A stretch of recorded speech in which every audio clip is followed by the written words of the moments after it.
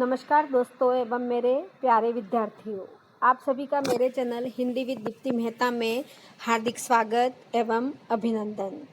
जैसा कि हम हिंदी शिक्षण विधियों से संबंधित प्रश्नोत्तर हल कर रहे थे, जिसके अंतर्गत हमने 6 भागों का अध्ययन कर लिया था।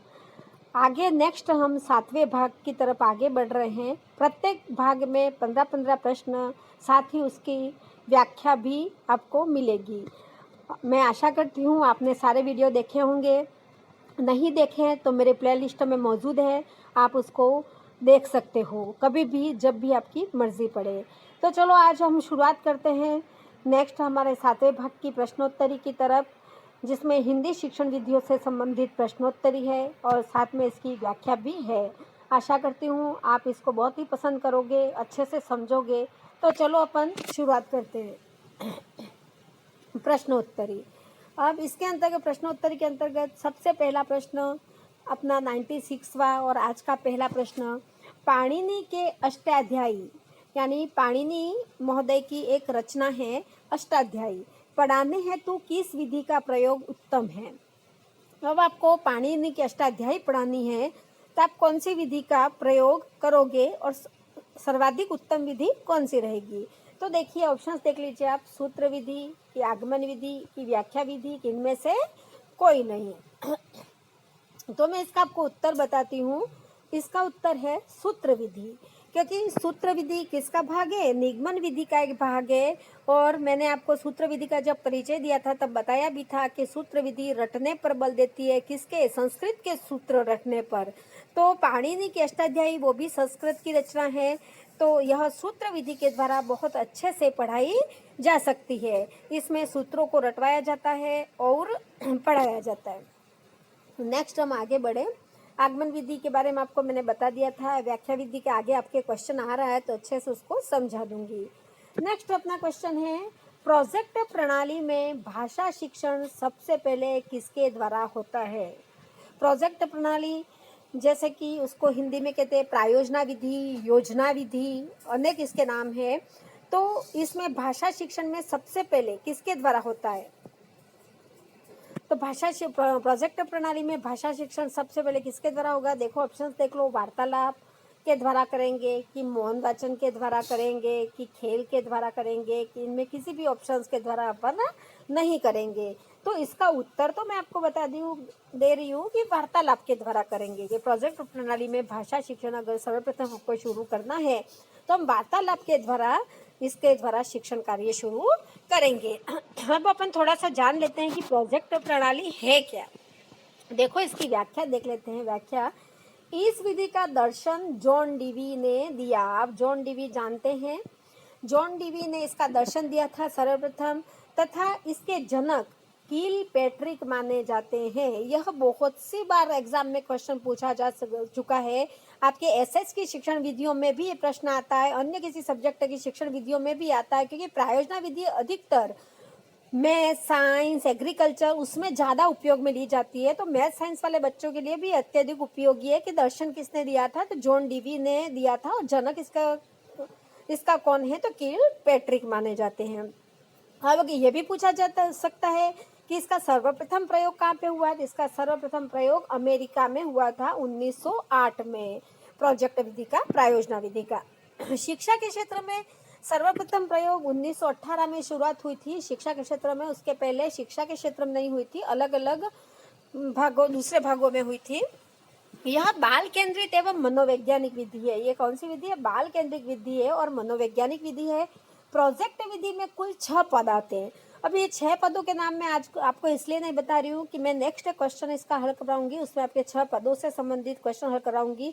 थोड़ा सा आपको हिंट्स दे देती हूँ कि जैसे कि हम योजना बनाते हैं, किसी भी कार्यक्रम की रूपरेखा बनाते हैं, तो हम क्या करते हैं, वो पूरे इसके 6 पद है कि सबसे पहले हम क्या करेंगे, कार्यक्रम की रूपरेखा बनाएंगे, फिर उसकी क्रियान्वयन करेंगे, फिर क्रियान्विति करेंगे, जांच करेंगे, अंतिम में उसका मूल्यांकन करेंगे। इस प्रकार के इसके पद है। उस पदों से संबंधित मैं आपको क्वेश्चन बना के अच्छे से इसको आगे समझा दूंगी, क्योंकि अक्सर ये प्रश्न आते हैं। अगर कोई बीएड में फर्स्ट ईयर में है और ईमानदारी से सेशनल किया है प्रायोजना विधि का, जैसे मेरे स्टूडेंटों ने किया है, तूने इस प्रोजेक्ट विधि पे सेशनल बनाया है तो उनको ये अच्छे से पता है कि प्रयोजना विधि होती क्या है। यह एक उद्देश्यपूर्ण प्रक्रिया है। अगर आपको कभी परिभाषा भी पूछ ले तो किलपैट्रिक की परिभाषा में एक महत्वपूर्ण शब्द आएगा, उद्देश्यपूर्ण प्रक्रिया। अगर प्रयोजना से संबंधित परिभाषा आती है और उद्देश्यपूर्ण प्रक्रिया अंतर्गत शब्द अगर उस परिभाषा में मिल जाता है तो आंख बंद करके आप किलपैट्रिक कर दीजिएगा, उत्तर सही होगा। ये हिंदी के लिए नहीं, आपके ऐसे साइंस और उनके लिए भी उपयोगी है ये विधि, इसलिए उसको अच्छे से और देख लेना। नेक्स्ट है, गद्य शिक्षण में सर्वाधिक महत्व किसका है। अब अपन गद्य शिक्षण की बात करते हैं। यहाँ पर गद्य शिक्षण, पद्य शिक्षण सारे आपने पढ़े होंगे बीएड के दौरान। तो गद्य शिक्षण में सर्वाधिक महत्व किसका है। देखो, मौन वाचन का सर्वाधिक महत्व है कि सरस्वर वाचन का, कि आदर्श वाचन का, कि अनुकरण वाचन का। तो गद्य शिक्षण के अंतर्गत मौन वाचन का सर्वाधिक महत्व है। क्यों? क्योंकि गद्य शिक्षण में अर्थ ग्रहण करना पड़ता है और सर्वाधिक अर्थ ग्रहण मौन वाचन के द्वारा कर सकते हैं। बिना होठ हिलाए मन ही मन अर्थ ग्रहण करते हुए पढ़ाई करना या वाचन करना मौन वाचन कहलाता है। सरसर वाचन आप देखते ही है, छोटी कक्षाओं के लिए उपयोगी है, 5वीं तक 6ठी तक के बच्चों के लिए सरसर वाचन अत्यंत उपयोगी है ना। तो वो सरसर वाचन करेंगे। आदर्श वाचन शिक्षक करता है, अनुकरण वाचन शिक्षक पढ़ने के बाद छात्रों से करवाता है। तो इसका उत्तर क्या है, सर्वाधिक महत्व पूछा है तो मौन वाचन का। सबका महत्व है, सरसर वाचन का भी महत्व है, आदर्श वाचन का भी महत्व है, अनुकरण वाचन का भी महत्व है, पर यहाँ पर एक शब्द है, सर्वाधिक महत्व किसका है, तो सर्वाधिक महत्व मौन वाचन का है। देखो अपन आगे 99वां क्वेश्चन देखते हैं। व्याकरण शिक्षण की प्राचीन एवं परंपरागत शिक्षण विधि कौन सी है।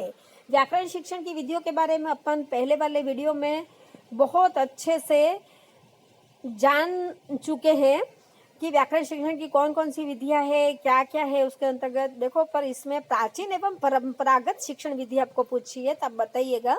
निगमन विधि, आगमन विधि, भाषा संसर्ग विधि और प्रयोग विधि, चार विधियां व्याकरण शिक्षण से ही संबंधित है आपकी यहाँ पर। और व्याकरण शिक्षण की प्राचीन एवं परंपरागत विधि कौन सी मानी जाती है, तो यहाँ पर निगमन विधि को प्राचीन एवं परंपरागत विधि मानी जाती है। क्योंकि पुराने समय में यूँ माना जाता है कि भाई इस तरह से उदाहरण प्रस्तुत करने इस तरह से नहीं पढ़ाया जाता था। सीधे सीधे किसी भी जो भी व्याकरण का टॉपिक पढ़ाना है, संज्ञा, सर्वनाम, विशेषण आदि जो भी पढ़ाना है, तो सीधे पहले परिभाषा बता दी जाती थी, फिर उदाहरण रटवा दिए जाते थे। तो निगमन विधि में भी यही है। तो प्राचीन एवं परंपरागत शिक्षण विधि निगमन विधि मानी जाती है। ये दोनों विधियाँ मैंने आपको अच्छे से, आपने मेरे पिछले वाले वीडियो देखे होंगे तो अच्छे से समझाए हैं। आप अगर नहीं देखे हैं तो ज़रूर प्ले लिस्ट में जाके देख लीजिएगा। भाषा संसर्ग विधि भी मैंने आपको समझाई है, प्रयोग प्रणाली भी आपको समझाई है। तो आप पिछले वाले वीडियो देखोगे तो आपको अच्छे से समझ में आ जाएगा। अब हमारा 100 क्वेश्चन, देखो हमने शिक्षण विधियों से संबंधित 100 क्वेश्चन पूरे कर लिए हैं। 100 क्वेश्चन से बाहर मैं आशा करती हूँ आपके एक भी क्वेश्चन, आप अगर सेकेंड ग्रेड दो चाहे रीट दो, कहीं पर भी नहीं आएगा। और भी मैं आपको आगे 50 क्वेश्चन कराने वाली हूँ, तो इससे बाहर तो आप सवाल ही नहीं उठता कि आपके कई क्वेश्चन आ जाए। 10 भागों में मैं आपकी पूरी शिक्षण विद्या करा दूंगी और आप आसानी से उस 10 भागों को देखकर अगर रीट की परीक्षा देने जाओगे तो आपको उसके बाहर एक भी प्रश्न पेपर में नहीं मिलेगा। देखो अपना 100 क्वेश्चन, लिखित कार्यों में संशोधन की आवश्यकता होती है। लिखित कार्य पूछा है ना। लिखित कार्य में संशोधन की आवश्यकता होती है। छात्रों की वर्तनी सुधारने के लिए आवश्यकता होती है, कि शिक्षक के शिक्षण कार्य की जांच करने के लिए आवश्यकता होती है, कि छात्रों का उच्चारण सुधारने के लिए आवश्यकता होती है, कि उपयुक्त सभी। तो देखो ये उपयुक्त सभी उत्तर है नहीं, इसका उत्तर है छात्रों की वर्तनी सुधारने के लिए। क्योंकि लिखित कार्य में अपना संशोधन की आवश्यकता कब महसूस होगी, जब हम कॉपी को जांच करेंगे तो क्या होगा, वर्तनी अशुद्धि होगी तो उसमें क्या करेंगे, हम संशोधन करवाएंगे। शिक्षक के शिक्षण कार्य की जांच नहीं, शिक्षक के शिक्षण कार्य की जांच इसके लिखित कार्य के द्वारा नहीं की जा सकती और उच्चारण का भी सुधार इसमें नहीं होता। उच्चारण में तो मौखिक कार्य के द्वारा उच्चारण सुधार होगा। इसलिए इसका उत्तर हो गया छात्रों की वर्तनी सुधारने के लिए संशोधन की आवश्यकता होती है। अगर हम कॉपी चेक नहीं करते हैं तो क्या होता है, बालक जो भी लिखे उसको लिखने देते हैं तो वो फिर हमेशा के लिए ऐसा ही लिखने लग जाता है। तो हम उसकी अशुद्धियों को सुधारने के लिए उसकी लिखित कार्यों की जांच करते हैं। नेक्स्ट हमारा 101वां क्वेश्चन देखो, पाठ योजना का मुख्य बिंदु होता है। अगर आप पाठ योजना बनाते हो, दैनिक पाठ योजना, तो उसका मुख्य बिंदु क्या होता है? देखो, प्रस्तुतिकरण होता है कि विशिष्ट उद्देश्य होता है कि नियमीकरण होता है कि सहायक सामग्री होती है। देखो, सहायक सामग्री पाठ योजना का मुख्य बिंदु के अंतर्गत नहीं आता है क्योंकि वो तो हम एक्स्ट्रा यूज करते हैं। नियमीकरण हम व्याकरण में करते हैं। नियमीकरण भी व्याकरण होता है तो होता है, बाकी किसी में भी नियमीकरण नहीं आता है। गद्य पद्य में विशिष्ट उद्देश्य हमको हर किसी में लिखने पड़ते हैं। पर पाठ योजना का मुख्य बिंदु कौन सा होता है कि हमें पाठ योजना का विकास करना है, हमको पाठ को पढ़ाना है, तो उसका मुख्य बिंदु आपका है प्रस्तुतिकरण। अब प्रस्तुतिकरण में आप पूछोगे क्या क्या आएगा, तो प्रस्तुतिकरण में सबसे पहले तो आपको लिखना पड़ता है कि आप कौन सी विधि के द्वारा पाठ को प्रस्तुत कर रहे हो। भले आगमन निगमन विधि के द्वारा कर रहे हो कि हिंदी में अगर गद्य पद्य पढ़ा रहे हो तो अन्विति के द्वारा कर रहे हो, क्या प्रश्नोत्तर विधि या व्याख्या विधि के द्वारा कर रहे हो, प्रश्नोत्तर प्रविधि और व्याख्या विधि के द्वारा कर रहे हो। ये सारा आपको प्रस्तुतिकरण लिखना पड़ता है। फिर अपन क्या करते हैं, प्रस्तुतिकरण के अंतर्गत पाठ को पढ़ाते हैं, आदर्श वाचन करवाते हैं, बच्चों से अनुकरण वाचन कराते हैं, बोध प्रश्न पूछते हैं हम, है ना, भाव विश्लेषण प्रश्न, कठिन शब्दार्थों के अर्थ करवाते हैं, व्याख्या करते हैं, छात्रों से मौन वाचन कराते हैं। तो ये सारी प्रक्रिया किसके अंतर्गत आती है? हमारे प्रस्तुतिकरण के तहत आती है। तो पाठ योजना का मुख्य बिंदु हमारा होता है प्रस्तुतिकरण, कि हम पाठ को किस रूप में प्रस्तुत कर रहे हैं, किन किन माध्यमों के द्वारा प्रस्तुत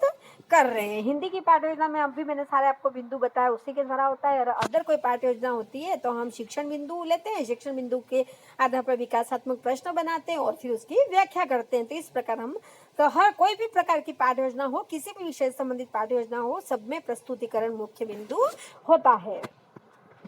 देखो आपका 102वां क्वेश्चन, साहचर्य विधि से संबंधित यहाँ देखो असत्य कथन पूछा है। अब आपको यहाँ असत्य कथन छांटना है, ठीक है, जो गलत है वो। तो साहचर्य विधि आपको मैंने पहले बहुत अच्छे से समझाई है। आप आज असत्य कथन छांटोगे, मुझे लगता है रुचि के अनुसार सीखना। पहला, संज्ञा शब्दों का ज्ञान कराना, प्रारंभिक स्तर पर उपयोगी और वाचन शिक्षण में अनुपयोगी। देखो साहचर्य विधि तो रुचि के अनुसार साहचर्य विधि हम बिल्कुल सीखते हैं। सुनो, किसने दी थी? आप सबको पता है, मारिया मोंटेसरी ने दी थी साहचर्य विधि। तो उसमें बालक अपनी रुचि के अनुसार बिल्कुल सीखता है। संज्ञा शब्दों का उसमें ज्ञान कराया जाता है और प्रारंभिक स्तर पर ये छोटे बच्चों के लिए ही उपयोगी थी। पर वाचन शिक्षण में भी ये उपयोगी है। यहाँ पर लिखा गया अनुपयोगी, इसलिए आपका यहाँ पर असत्य कथन हो गया वाचन शिक्षण में अनुपयोगी, क्योंकि वाचन शिक्षण में भी उपयोगी है, क्योंकि हम शब्दों का ज्ञान करवाएंगे, है ना, तो बालक उसको पढ़ेगा तो शब्दों का ज्ञान करेगा, इसलिए ये उपयोगी है वाचन शिक्षण में। देखो थोड़ी सी व्याख्या देख लेते हैं अपन। इस विधि की आविष्कारक मारिया मोंटेसरी है। इस विधि में क्या करते हैं, देखो अब आपको बताती हूँ मैं। कई चित्र तथा वस्तुएं कमरे में एकत्रित कर ली जाती है। एक कमरे में कई सारे चित्र और वस्तु एकत्रित कर ली जाती है और फिर उसमें बालकों को बिठा दिया जाता है, जो बालक की अनुभव परिधि के भीतर हो। यानी ऐसी चीजें इकट्ठी की जाएगी जो बालक उसको पहचान सके, जान सके उसके अनुभवों के द्वारा। इन वस्तुओं तथा देखो आगे, चित्र आदि के नाम कार्डों पर लिखे होते हैं। जो भी चित्र होते हैं, जो भी वस्तु होती हैं, तो उसके अलग कार्ड होते हैं और कार्डों पे उन वस्तु और चित्रों के नाम लिखे हुए होते हैं। अभ्यास करते करते बालक अनेक शब्दों और वर्णों से परिचय प्राप्त कर लेता है। फिर क्या करेगा, चित्र देखेगा, फिर चित्र से कार्ड को मिलाएगा, फिर चित्र देखेगा, फिर चित्र से कार्ड को मिलाएगा। ऐसे करते करते वह क्या करता है, बालक अनेक शब्दों और वर्णों का ज्ञान कर लेता है और फिर वो शब्दों को बोलने लग जाता है। तो वाचन के लिए उपयोगी होती है क्योंकि बोलने लग जाता है और पहचान भी उसकी हो जाती है कार्डों के द्वारा, और अपनी रुचि के अनुसार सीखता है, उसके ऊपर कोई दबाव भी नहीं होता है। और यहाँ पर अगर वो कार्डों के द्वारा शब्द सीख रहा है तो अपनों ने ऊपर ऑप्शन से पढ़ा, संज्ञा शब्दों का ज्ञान प्राप्त कर लेता है। जैसे कि हमने आम का या पेड़ का या हमने किसी का भी चित्र है, तो जो भी नाम है, समस्त नाम क्या है, संज्ञा है, चाहे वो व्यक्ति हो, वाचक हो, चाहे जातिवाचक संज्ञा हो। तो यहाँ पर संज्ञा शब्दों का बालक ज्ञान प्राप्त कर लेता है। आपको अच्छे से समझ में आ गई होगी ये विधि। चलो अपन आगे बढ़ते हैं। व्याख्या विधि के संबंध में असत्य कथन, देखो यहाँ फिर से मैंने असत्य कथन पूछा है। यह प्राचीन विधि है, यह स्मृति केंद्रित विधि है, छोटी कक्षाओं के लिए उपयुक्त है और अध्यापक केंद्रित विधि है। बताइएगा कौन सा इसका उत्तर है। तो देखो मैं आपको बताती हूँ, आपको सोचना है, समझना है। जब भी आप वीडियो देखें तो इसको पॉज कर लीजिएगा, फिर आप उसको सोच के उत्तर टिक कर लीजिएगा, फिर वापस उसको देख लीजिएगा। तो यह छोटी कक्षाओं के लिए उपयुक्त नहीं है, छोटी कक्षाओं के लिए अनुपयुक्त विधि है, इसलिए यह आपका असत्य कथन हो गया। अब सर्वाधिक प्राचीन विधि है, बिल्कुल सर्वाधिक प्राचीन विधि व्याख्या विधि है और इसको अमनोवैज्ञानिक विधि भी माना जाता है, क्योंकि इसमें एक ही तरह का केंद्रण होता है, अध्यापक केंद्रित विधि होती है। अध्यापक बोलता जाता है, छात्र व निष्क्रिय श्रोता के रूप में इसमें सुनता जाता है। स्मृति केंद्रित है, जो बोला हो याद रहा तो ठीक है, नहीं याद रहा तो भी ठीक है, तो स्मृति केंद्रित विधि है ये ना। अध्यापक केंद्रित विधि तो है ही। देखो व्याख्या थोड़ी जान लेते हैं। सर्वाधिक प्रयुक्त और प्रचलित विधि होने के बाद भी इसको अमनोवैज्ञानिक विधि माना जाता है। इसमें ज्ञानात्मक पक्ष पर ज्यादा जोर दिया जाता है और ये अल्पायु विधि कहलाती है, क्योंकि व्याख्या के द्वारा छात्र लिखेगा नहीं तो थोड़े समय के लिए याद रख पाएगा, फिर वो भूल जाएगा, इसलिए इसको अल्पायु विधि भी कहते हैं। व्याख्या बड़ी हो जाए इसलिए मैंने कुछ चीजें इसमें नहीं लिखी है, आप सुनकर भी लिख सकते हो। देखो इसके कुछ सोपान होते हैं व्याख्या विधि के। विषय वस्तु का निर्धारण करना, पढ़ाने से पहले अध्यापक को विषय वस्तु का निर्धारण करना पड़ता है कि आज कक्षा में जाके मैं इसकी व्याख्या करूंगा। उसके बाद अध्यापक उसकी योजना बनाएगा कि मैं जिसकी व्याख्या कर रहा हूँ उसकी योजना, फिर प्रस्तुतिकरण करेगा कक्षा में जाके। उसकी योजना बनाने के बाद फिर उसका पूरी व्याख्या का सारांश प्रस्तुत करेगा कि आज आपने ये पढ़ा, उसका मूल रूप से सारांश ये है। उसके बाद छात्रों को कुछ क्वेश्चन पुटअप करेगा और उसका मूल्यांकन कर लेगा। तो ये तो आपके हो गए सोपान कि सबसे पहले टीचर क्या करेगा, विषय वस्तु का निर्धारण करेगा, उसके पश्चात उसकी योजना बनाएगा, कक्षा में जाके प्रस्तुति देगा, फिर उसके पश्चात सारांश प्रस्तुत करेगा और छात्रों को प्रश्न पूछकर उसका मूल्यांकन करेगा। अब इसके कुछ गुण देख लीजिएगा आप कि व्याख्या विधि के गुण। इसमें समय, श्रम व धन की बचत होती है, बिल्कुल, क्योंकि व्याख्या ही करनी है, बोलना है चुपचाप। अल्पायु विधि मैंने आपको बताया था, क्योंकि थोड़े समय के बाद भूल जाते हैं। तथ्यात्मक विवेचना है तो उपयुक्त है, तुरंत तथ्य की विवेचना करनी है तो आसानी से कर सकते हैं। सरल, संक्षिप्त एवं तीव्र गति से चलने वाली ये विधि है, क्योंकि सरल विधि है, बोलना ही है, संक्षिप्त है और फटाफट खत्म हो जाता है पाठ, बोल बोल के खत्म कर दो। जीवनी और आत्मकथा है तो सर्वोत्तम है। हिंदी के अंतर्गत अगर आपको किसी की जीवनी पढ़ानी हो या किसी की आत्मकथा पढ़ानी हो तो यह सर्वोत्तम विधि। आपको ये भी पूछा जा सकता है कि जीवनी एवं आत्मकथा हेतु सर्वोत्तम विधि कौन सी है, तो व्याख्या विधि। देखो मैं ये व्याख्या आपको बता रही हूँ, एक एक व्याख्या के अंतर्गत 10-10 क्वेश्चन आपके और बन रहे हैं। मैं 4-4 ऑप्शंस की व्याख्या कर रही हूँ, 4-4 प्रश्न वो बन रहे हैं, तो 15 प्रश्न में लगभग 60-70 क्वेश्चन आपको मैं हल करवा रही हूँ। अब मैंने आपको जो 4 ऑप्शंस पूछे नहीं है, बाकी ये गुण दोष बता रही हूँ, उसमें भी नहीं है कि क्वेश्चन और बन सकते हैं, है ना। तार्किक क्रम सरलता से स्थापित होता है, इसमें तर्क कर सकते हैं, इसलिए इसमें तार्किक क्रम भी सरलता से स्थापित हो जाता है। अब देखिए इसके दोष। दोष कौन से है, तो ये अमनोवैज्ञानिक विधि है। सर्वाधिक प्रचलित होने के बाद भी इसको अमनोवैज्ञानिक विधि माना जाता है। जो भी विधि है जिसमें छात्र निष्क्रिय है तो उसको अमनोवैज्ञानिक विधि ही माना जाएगा। जिसमें शिक्षक एवं छात्र दोनों सक्रिय होंगे वही विधि मनोवैज्ञानिक विधि मानी जाती है। छात्र निष्क्रिय होते हैं, इसे मौलिकता का अभाव होता है, कुछ भी मौलिकता नहीं होती है, सृजनात्मकता है ना, कुछ भी मौलिकता नहीं होती है। कोई मौलिकता अपन कौशल जैसे लेते हैं, तो कौशल ऐसा कुछ भी नहीं होता है। क्या करे, सीधा सीधा बोलो, कुछ भी बालक सृजन इसमें नहीं करेगा, इसलिए सृजनात्मकता का इसमें अभाव भी होता है।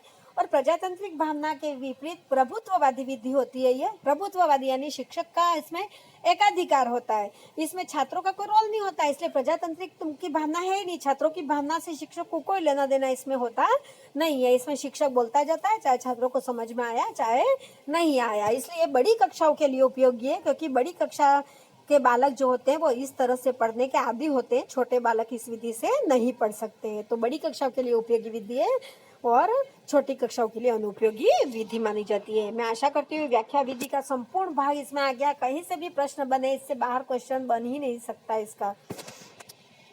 नेक्स्ट, कौन सा दोष श्रुत लेखन का नहीं है। श्रुत लेखन आप जानते हो, टीचर बोलता है और छात्र लिखता है। तो आपको नहीं है पूछा है, फिर से देखना कौन सा दोष शूट लेखन का नहीं है।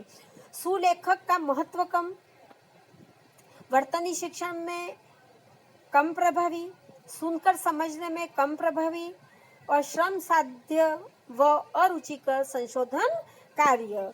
तो देखो शूट लेखन यहाँ कौन सा दोष पूछा है, शूट लेखन का नहीं है, तो आपको दोष देखना है। तो सुलेखक का महत्व कम, नहीं महत्व होता है, ये दोष नहीं है इसमें, है ना। वर्तनी शिक्षण में कम प्रभावी और सुनकर समझने में कम प्रभावी, ये दोष नहीं है, सुनकर समझने में प्रभावी होता है ये, है ना। तो ये इसका उत्तर है आपका स। शूट लेखन आप सब जानते हो, शूट लेखन क्या है, श्रम साध्य व अरुचिकर संशोधन कार्य, तो ये भी इसका एक दोष माना गया। वर्तनी शिक्षण में कम प्रभावी, ये भी दोष है, और सुलेखक का महत्व कम होना, ये भी आपका एक दोष है। पर सुनकर समझने में कम प्रभावी, यह दोष इसके अंतर्गत नहीं है। नेक्स्ट देखो आप, अच्छे सत्सर वाचन की निम्नलिखित में से कौन सी विशेषता नहीं है। बच्चों में नहीं है वाले क्वेश्चन इसीलिए ले रही हूँ जिसके साथ आपके 3 और वाक्य इसमें होते हैं, वो तो आपके कंप्लीट हो ही जाए। एक ही गलत होता है तो 3 तो सही होते हैं, तो इसके साथ साथ आपके पूरा कंप्लीट हो जाता है। इसलिए मैं नहीं है वाले क्वेश्चन बना रही हूँ ताकि आपको उस विधि से संबंधित पूरा पता चल जाए। अब आप जानते हो सत्सर वाचन और मौन वाचन किस में आते हैं, है ना। तो गद्य शिक्षण और पद्य शिक्षण में ये सारी चीजें आती है। और सत्सर वाचन में देखो आप कि विशेषता कौन सी नहीं है, तो प्रत्येक शब्द को बल और विराम के साथ पढ़ना, दूसरा है अर्थ समझते हुए मन ही मन पढ़ना, आरोह अवरोह के साथ पढ़ना, और चौथा है हमारा भाव भंगिमाओं का प्रदर्शन करना। अपने को नहीं है पूछा है प्रश्न में, देखो आप विशेषता नहीं है पूछा है, अब अपने को नहीं है निकालना है। देखो अपन निकालते हैं, प्रत्येक शब्दों को बल और विराम के साथ पढ़ना। अगर स्वसर वाचन करेंगे तो जहाँ शब्दों पे बल देना है वहाँ बल देना पड़ेगा, जहाँ विराम है वहाँ रुकना पड़ेगा। बिल्कुल सही कथन है ये तो। जैसा देखो अर्थ समझते हुए मन ही मन पढ़ना, बिल्कुल नहीं। अर्थ समझते हुए मन ही मन किस में पढ़ते हैं अपन, ये आपका विशेषता नहीं है, क्योंकि अर्थ समझते ही मन मौन वाचन में पढ़ते हैं। किस में पढ़ते हैं, मौन वाचन में। तो ये गलत हो गया, उत्तर आपको मिल गया। आरोह अवरोह के साथ पढ़ना, बिल्कुल। अगर ससर वाचन करेंगे किसी कविता का जोर जोर से पढ़ेंगे तो हम आरोह अवरोह का बिल्कुल ध्यान देंगे, जहाँ हमें बल देना है, जहाँ हमें रुकना है, जहाँ हमें तेज उच्चारण में बोलना है, सब हम करेंगे बराबर।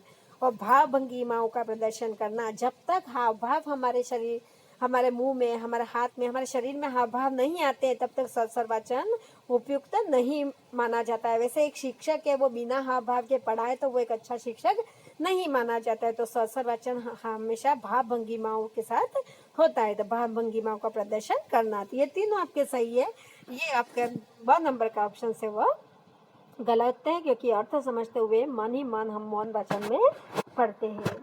106वां क्वेश्चन आपका देखो, कौन सा कार्य अर्थ ग्रहण की कुशलताओं के विकास के लिए ज्यादा उपयोगी होगा। देखो उपयोगी सभी है, चारों 4 ऑप्शन शब्द ये भी पढ़ना ज्यादा उपयोगी। कभी कंफ्यूज मत होना, यार ऐसा क्वेश्चन कहाँ से आ गया, ये तो सभी उपयोगी है। यहाँ ज्यादा उपयोगी पूछा हुआ है ना, अर्थ ग्रहण की कुशलता। तो व्याकरण शिक्षण करना, व्याकरण शिक्षण में ऐसा कोई ज्यादा अर्थ ग्रहण वाली बात होती नहीं है, क्योंकि अर्थ ग्रहण वाली बात हमेशा गद्य और पद्य शिक्षण में होती है।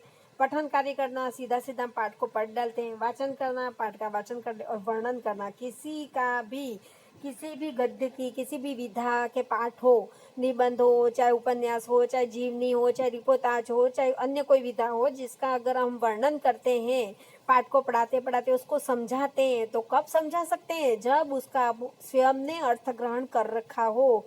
तो अर्थ ग्रहण की कुशलता के विकास के लिए सर्वाधिक उपयोगी कौन सा है, वर्णन करना। देखो ये बिल्कुल ध्यान रखना, क्योंकि इसमें अपने को पठन और वाचन दोनों सही लगते हैं। व्याकरण शिक्षण को तो देखते ही पता चल जाता है, पर पठन और वाचन दोनों अपने को देखते ही सही लगते हैं, वर्णन अपने को सही नहीं लगता है। पर अगर हम किसी का वर्णन कब कर पाएंगे, जब हम स्वयं उसका अर्थ ग्रहण अच्छे से कर पाएंगे, उसका अर्थ अच्छे से समझ पाएंगे, उसके अर्थ को समझने में हम स्वयं ने हमने कुशलता हासिल कर ली हो। इसलिए इसका उत्तर होगा वर्णन करना। देखो आपके नेक्स्ट है, ध्रुत वाचनो दृष्टि पाठ में होता है। आपको गद्य शिक्षण अगर आपने पढ़ा होगा तो 2 प्रकार के पाठों को आपने पढ़ा होगा, गहन अध्ययननिष्ठ पाठ और ध्रुत पाठ। तो यहाँ आपको पूछा है, पहले एक बार मैंने गहन अध्ययननिष्ठ पाठ आपको समझाया है, इसलिए आज ध्रुत वाचनो दृष्टि पाठ लिया है। ध्रुत वाचन दृष्टि पाठ में क्या होता है, विषय बोध मुख्य होता है कि भाषा बोध मुख्य होता है कि विषय बोध मुख्य और भाषा बोध गौण होता है कि विषय बोध गौण और भाषा बोध मुख्य होता है। देखो ध्रुत वाचन दृष्टि पाठ में मैं आपको बाद में समझाती हूँ, पहले उत्तर समझ लो। विषय बोध तो मुख्य होता है और भाषा बोध गौण होता है। अब आप समझ लीजिए ध्रुत वाचन दृष्टि पाठ क्या होता है। तो आपके गद्य शिक्षण के अंतर्गत दो प्रकार के पाठ आते हैं, एक तो गहन अध्ययनिष्ठ पाठ आता है, एक ध्रुत पाठ आता है। किसी की पाठ का गहनता से अगर हम अध्ययन करेंगे तो वह गहन अध्ययनिष्ठ पाठ होता है। जैसे हम निबंध अगर पाठ पढ़ते हैं, निबंध पढ़ते हैं या किसी की जीवनी पढ़ते हैं तो हमको गहनता से अध्ययन करना पड़ता है, तो वो गहन अध्ययनिष्ठ पाठ के तहत आता है। पर ध्रुत वाचन दृष्टि पाठ में क्या होता है, देखो आपकी व्याख्या में मैंने सारा लिख रखा है, आपको मैं बता देती हूँ। सरल भाषा में ऐसे पाठों को ध्रुत पाठ कहते हैं। ध्रुत पाठ कहा जाता है, इनकी शब्दावली छात्रों के लिए परिचित होती है, इसलिए इसमें शब्द व्याख्या पर बल दिया जाता है। इनका अध्ययन शीघ्रता से होता है, यानी ध्रुत पाठ हम फटाफट पाठ को पढ़ लेते हैं क्योंकि इसकी सरल शब्दावली होती है, इसलिए इसको हम आसानी से समझ सकते हैं। क्योंकि विचारों की गहनता इसमें नहीं होती, ऐसे कोई विचार नहीं होते कि बहुत गहराई से इसको समझना पड़े, ऊपर पढ़ने से भी हम पाठ को समझ लेते हैं। शीघ्र पठन और मौन पठन भी इसमें उपयोगी होता है। शीघ्र जल्दी पढ़ना और मन में पढ़ना भी इसके लिए में ध्रुत वाचन दृष्टि पाठ में उपयोगी होते हैं। आपके ये भी प्रश्न पूछा जा सकता है, मौन पठन भी कुछ ध्रुत पाठों में अति शीघ्रता से किया जाता है। इसमें विषय बोध, देखो ये आ गया कि विषय बोध मुख्य होता है और भाषा बोध गौण होता है। तो इसमें क्या होता है कि जो भी विषय होता है, जो पाठ की विषय वस्तु होती है वो तो मुख्य होती है, पर इसमें भाषा का बोध गौण होता है क्योंकि इसमें ऐसी कोई क्लिष्ट भाषा ही नहीं होती है तो उसका कोई गहनता से अर्थ ग्रहण करना पड़े, इसलिए इसमें विषय बोध मुख्य होता है, भाषा बोध गौण होता है। आप इतना ही समझ ले, गहन मतलब गहराई से अध्ययन करना, पाठ की उसमें भाषा क्लिष्ट होती है जिसको हमको गहराई से अध्ययन करने की आवश्यकता होती है, जैसे आपने निबंध पढ़े होंगे। और उपन्यास है, कहानी है आदि ऐसे पाठ होते हैं जो बिल्कुल सरल होते हैं, इसको हम फटाफट पढ़कर भी हम उसका अर्थ ग्रहण कर सकते हैं, उसको समझ सकते हैं, तो उसमें हम ध्रुत पाठ करते हैं। देखो अपन आगे 108वें क्वेश्चन की तरफ बढ़ते हैं। पाठ योजना तैयार करने के पीछे शिक्षक का उद्देश्य होता है। एक शिक्षक है वो पाठ योजना तैयार क्यों करता है, यहाँ ये पूछा गया है कि छात्रों को व्यस्त रखने के लिए करता है कि प्रभावी शिक्षण, अनुशासन में से कोई नहीं, ऐसे ही पाठ योजना बना के चला जाता है ना। तो देखो प्रभावी शिक्षण के लिए पाठ योजना शिक्षक बनाता रखने के लिए पाठ योजना बनाने की जरूरत नहीं आती है, छात्रों को व्यस्त कैसे भी शिक्षक रख सकता है। अनुशासन तो अगर टीचर पे निर्भर है कि टीचर कैसा है, तो अगर वो वैसे ही अपने पढ़ाने में पारंगत होगा, अपने विषय के प्रति पारंगत होगा, अपने विषय की अच्छी जानकारी रखता होगा तो अपने आप अनुशासन रहेगा।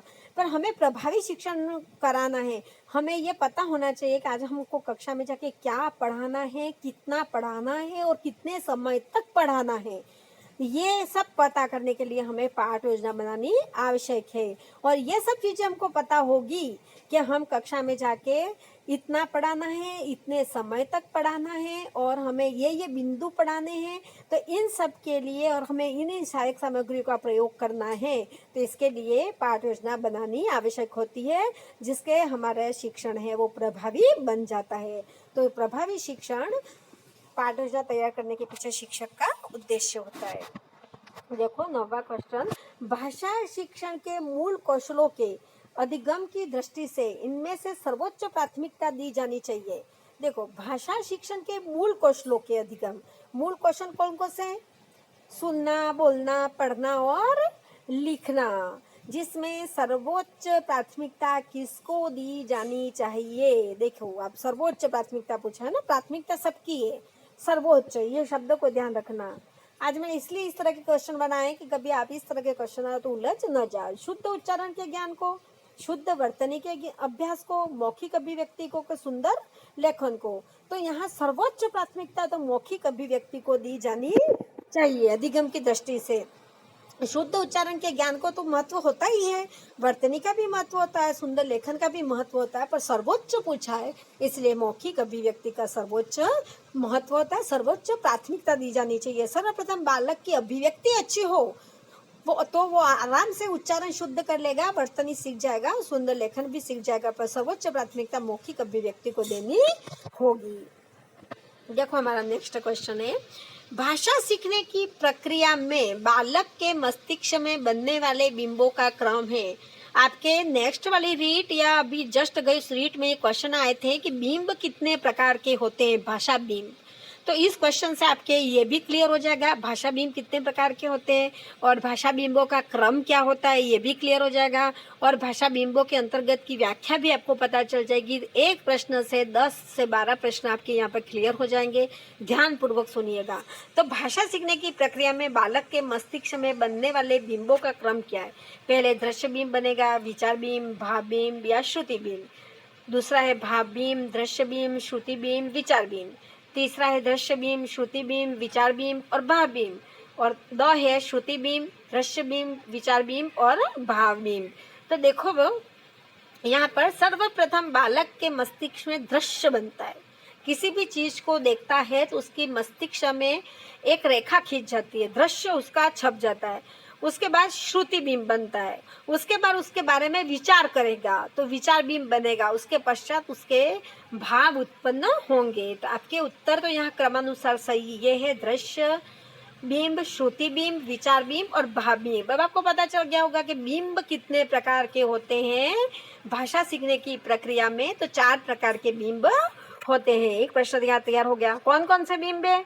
ऐसा भी पूछ सकता है, एक भाषा सीखने की प्रक्रिया में मस्तिष्क में बनने वाले बिंब में से कौन सा नहीं है? दृश्य बिंब, श्रुति बिंब, विचार बिंब, एक अन्य कोई बिंब दे देगा, है ना।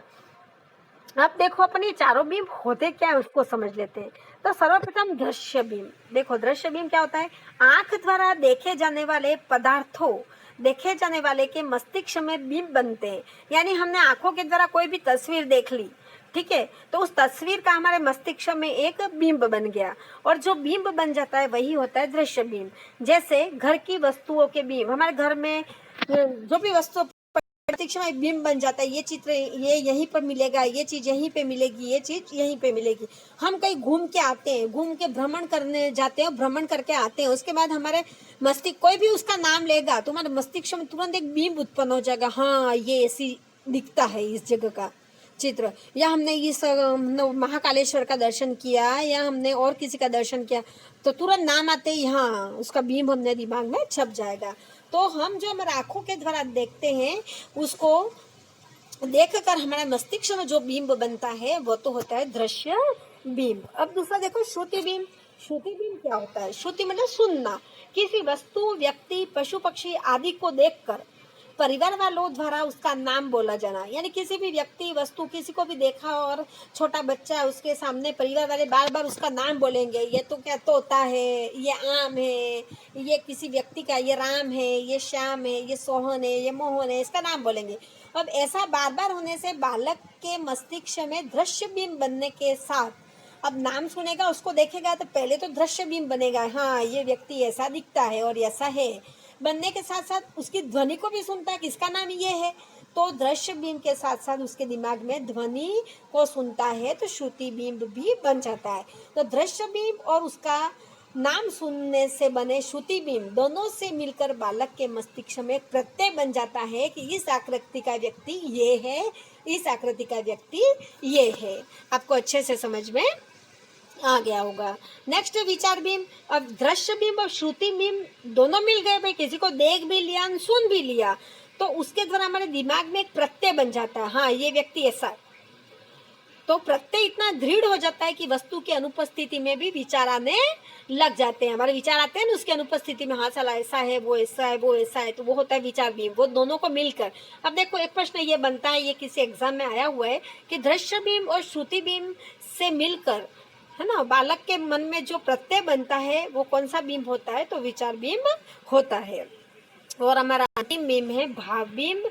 विचार बिंब की विकसित अवस्था, और विचार बिंब की जो विकसित अवस्था है, किसी के बारे में विचार करेंगे तो उसके बारे में भाव आना निश्चित ही है, तो विचार बिंब की विकसित अवस्था ही भाव बिंब होती है।